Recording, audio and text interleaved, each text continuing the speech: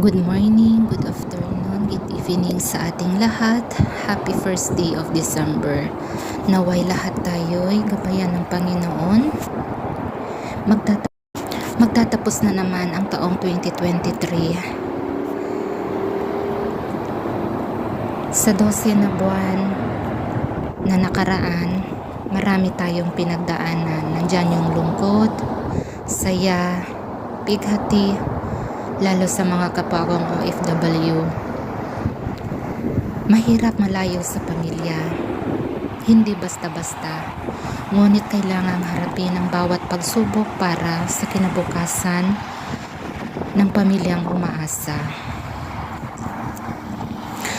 Marami tayong pinagdaanan sa mga nakaraang buwan.